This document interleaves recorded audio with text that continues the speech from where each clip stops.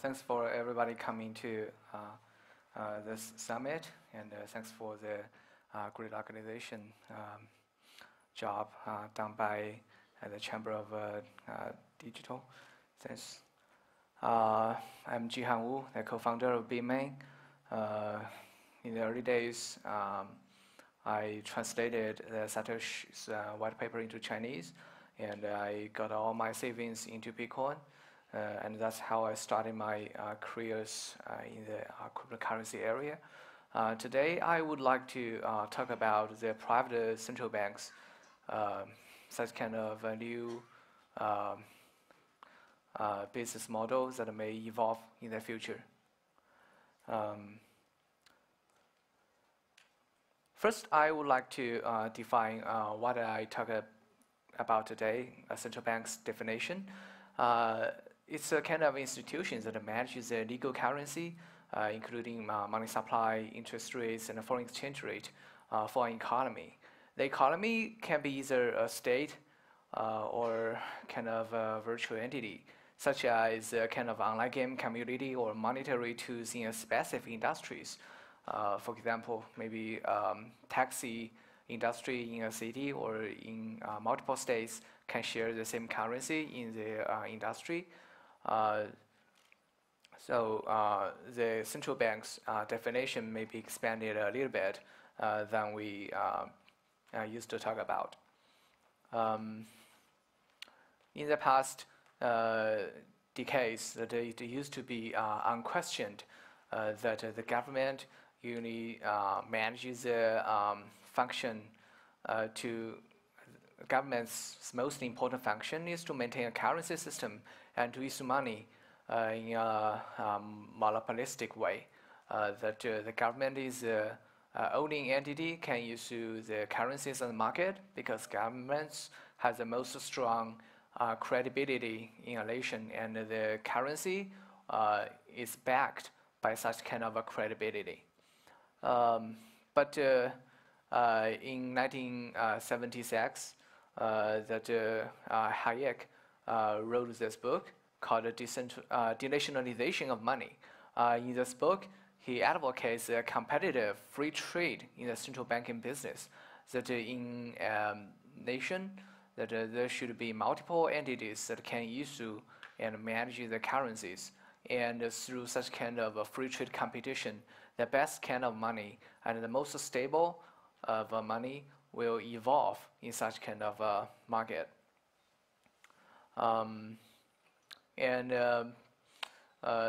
Even though his theory got some kind of tests in the history, in some rare cases, it's done in China, in Russian history, that some small period of time in history that Hayek's theories got some kind of evidence, but it's not widely tested.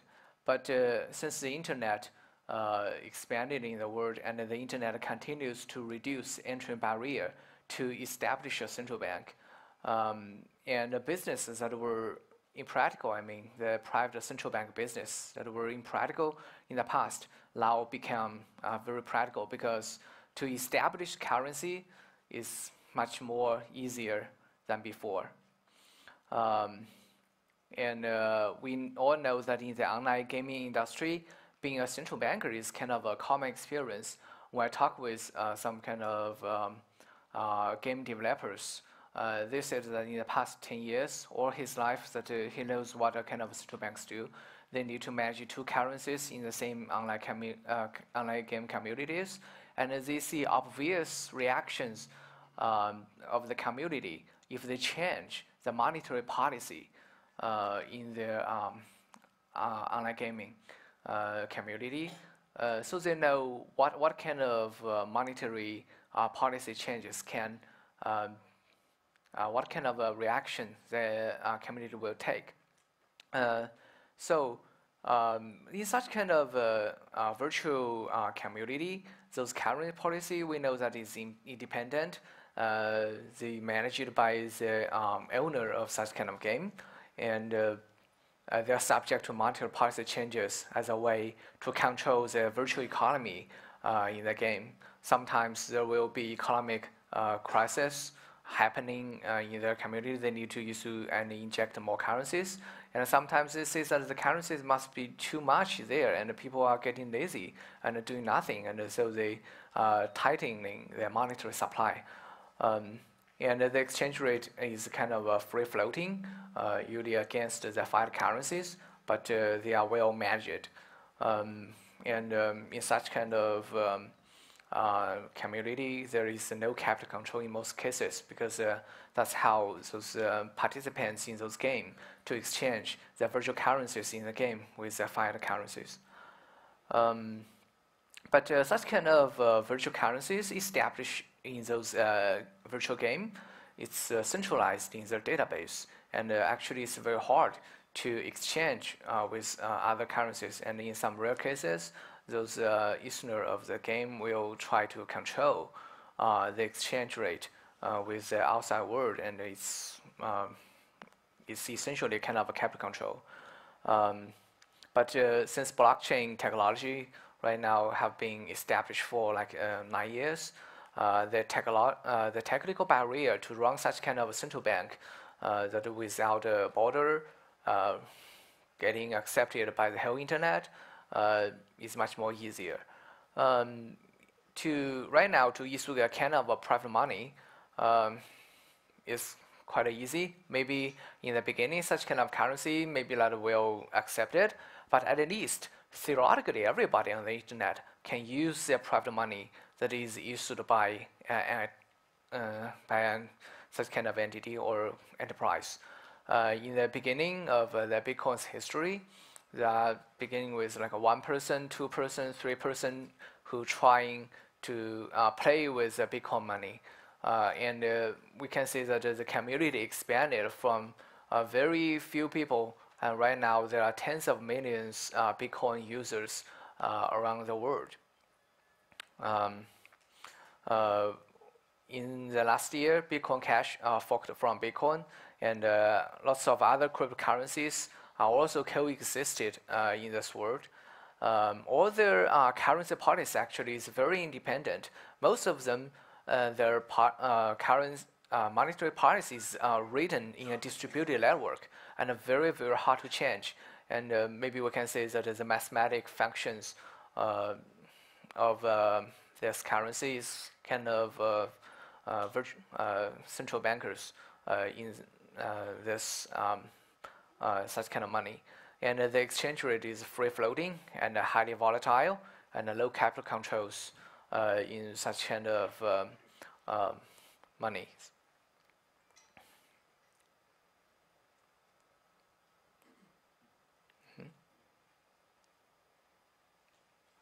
Oh, sorry. One question that we need to ask is that if there is a really market for private central banks and it's all free trading, will there be too many kinds of currencies? In Hayek's book, that he speculated that instead of entering an unmanageable number of currencies, markets would converge on only one or a limited number of monetary standards, and which institutions would base the use of their notes. He believes that after such kind of free trade competitions, the market will consolidate into a few currencies. And in the past few years, the blockchain technologies lowered the barrier to issue private monies, and we have seen that maybe the realistic situation is quite different from Hayek's speculation. Right now, there are like more than 1,500 cryptocurrencies or virtual tokens that are followed by coinmarketcap.com.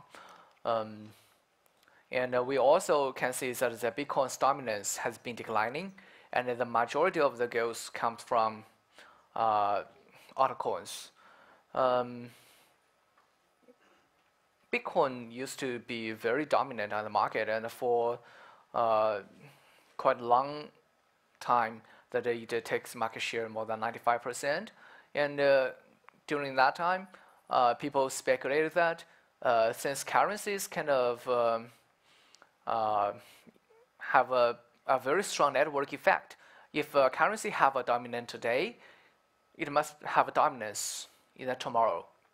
However, the fact is that the Bitcoin's dominance has been declining, and we see that lots of other cryptocurrencies like Ethereum, like NEO, like Dash, just grow very fast, and you just cannot explain that if you think that the theory is right, that the market will consolidate, because the Bitcoin in the beginning is already consolidated, and why so many kinds of cryptocurrencies be there and take the most of the growth shares on the market. And we can see that on lots of the merits that the cryptocurrencies are competing with each other. They are talking about security, legitimacy, privacy, decentralization, about the cost, about the speed to make transactions, or the capacity, and what kind of applications they are going to support, and so on and so on. Because those merits are so much, and usually one cryptocurrencies cannot cover them all. There's no perfect cryptocurrencies on the market, so the market will require lots of kind of cryptocurrencies. And maybe right now it's still very early days in the blockchain technology. The technology is still evolving, and every new innovations is trying to establish their own cryptocurrencies on the market. So it's becoming more and more kinds of cryptocurrencies on the market. It also can be explained because there are so many volatility in the market, and people seeing the examples of people getting into early into Bitcoin or Ethereum, make huge money out of it, and maybe the latecomers says that, oh, maybe it's right now it's too late to get into Bitcoin. I must have found something new. Maybe I can repeat the story, good stories of other people. So people always need a new currencies. Lots of explanation on this. So a small conclusion here is that hack might be wrong on the consolidation of currency market if there is a free trade, because the customer on the market, people who put the savings into money or put investment into the different monies, maybe they just need diversification. They need different kind of virtual currencies.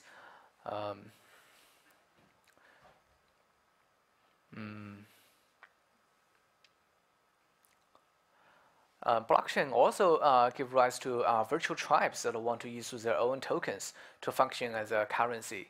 The most significant examples is recently the Telegram, a very popular instant messenger application focused on privacy, decide to issue their own currencies, own tokens into their ecosystem. They did not adopt any other fiat currencies or existing cryptocurrencies, but they just choose to create their own cryptocurrencies. Such kind of currencies exchange rate highly depends on the success of their ecosystem. If the ecosystem expanded very fast and into very large scale, it's likely that the currency's exchange rate will be appreciated. One reason to explain this is that the network effect has become common sense for business after the internet's mass adoption. In the past, the so-called network effect is not so popular or so common, but after the internet mass adoption is becoming more and more. We can use some examples like eBay, Taobao, Tencent, Uber, Didi, Google, Microsoft. They all rely on lots of users are using the same service or doing trade in the same network. So it become kind of a barrier for new players to get into this market. And the most widely connected ecosystem is the most useful, most powerful ecosystems on the market. Some other kind of businesses also important with the network effect, like exchange business. If exchange in the same kind of goods, they have the most traders, they will have the most liquidity, and it's unlikely that some new competitors will be evolved to winning the game, like instant messaging industry, like Telegram, MSN, Tencent. They all rely on such kind of network effect to build their entry barrier against potential new competitors. In such kind of network effect business, it's widely known that the early users are very critical to the success of such network effects.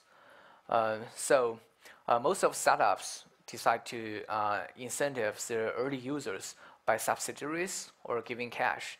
One example is that Didi and Kuaidi, lots of competitors of Uber in China in its early days.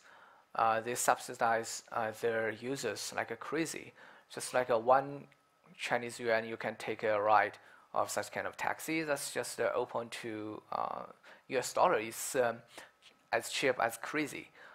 They want to bring early users, onboard early users to their network, to their ecosystem. However, we can see that there is a kind of a discrepancy when cash is giving as kind of incentive. For example, if Didi is giving like $10 per ride to its early adopters, and the other day another competitors come in and gives this like $11, and the customers will move to Kuaidi, to its competitors. What the enterprise want to build is a long-term success of such kind of network effect ecosystem. However, if your incentive is giving like a cash, there is a kind of discrepancy in the durability of your incentive. You want to make sure that your customers stay in your ecosystem as long as possible, but your incentive is giving just like a one time as cash. So right now, a very popular model in the tokenization economies is that to offer kind of financial tools that such kind of token will be given to the early adopters of the network, and the value of such kind of token will associate it with the long-term success of such kind of network effect. For example, an exchange in the market offered a token to its early traders of exchange, and the exchange will use 20% of its profit to buy back the tokens that is floated on the market and to destroy it. As a whole, we can see that the exchange is essentially to give the value or the profit earned by the exchanges to the token's owner, and it provides a kind of support for the long-term token's value. And if the exchange is success in the long term, the token will be worth more. And if the exchange failed, the token may be worth nothing. Such kind of financial tools is quite like equity, but with some differences. It's low share right holder holder rights like voting rights or anti-dilutions. It's more, but it with more liquidity and more flexibility between the enterprise and the early participants of the ecosystem. There are lots of such ecosystem is trying to be built on the internet today. Lots of startups, and we will likely to see thousands of such kind of tokens or private currencies on the internet. About the regulation, I think most of such kind of tokens will be very likely fall into the definition of security and subject to the regulation of securities. But I believe that the regulators need to prepare good answers to such kind of new business innovations. It increase efficiency to build such kind of ecosystem, and it's very important competition tools. If other things equal, I believe enterprise providing such kind of incentives to its early adopters will have a strong advantage over ones that do not provide such kind of incentives. People may asking questions if there will be inconvenience if there are too many currencies on the market. My answer is no. because right now lots of decentralized exchange are being built among all these currencies. I think in the coming years, people will find that even there are thousands of such kind of currencies, for example, merchants may choose to accept the currency A, and the consumers hold only like a currency B. And the consumers will be able to use his currency B to pay thousands of other currencies that is accepted by tens of thousands of merchants, and he will not feel any inconvenience because there is a kind of decentralized Visa and a MasterCard protocol running behind. Another question is that if such kind of private currencies will only existed in the virtual world, like a gaming industry or instant messenger applications or other things is not real, my answer is no, I don't think so. I believe that private central banks will evolve, that some private companies will decide that their business is to run as a private central bank. They will provide services to tribes, to industries, to even to nations, that they decide to outsource their monetary issues to such kind of private central bank. And the private central bank can export their business to areas where people lose confidence, maybe in their own governments. Let's imagine that a private company located in place A and aligned with a committee of central bankers in different areas of the world. They're experts in the currency or monetary policy problems, and they have a strong credibility on the market, more strong credibility, more experienced on the monetary problems than those local governments or local political leaders, and they reach kind of contracts with those local political leaders and governments, and they outsourced their central banking to such kind of private central banks. Such kind of private central banks will use their credibility and experience to manage the local currency issues for such kind of nations, and maybe the citizens will have a strong confidence in the stability of their currency. We all know that a central bank is a very profitable business, like a Federal Reserve in 2016 earned $92 billion. US Swiss Central Bank is another good example that $55 billion net profit was made in 2017. And such kind of private central banks will share a majority of their profit with those local community, local nations that who give permission or license to run their business. And for such kind of private central banks, I believe they will have advantages to adopt new technologies to creating more convenient user experiences for consumers than lots of governments and government-backed central banks. We all know that there are 2 billion unbanked people in the world, and we also know that in lots of countries, every generation of population have hyperinflation. I believe that a free trade market of private central banks can save such kind of a situation. And I believe that in the after a few years, maybe 10 years, governments who just against the free trade, free market of central banks will be criticized by the public because public knows that the competition is good, and if the government still holds a strong monopoly on the currency market, there must be something the government wants from the people, and it's bad. And I also believe that the AML regulation will be quite important for such kind of business, because if the financial network works with criminal, I don't think it will be a good store of value.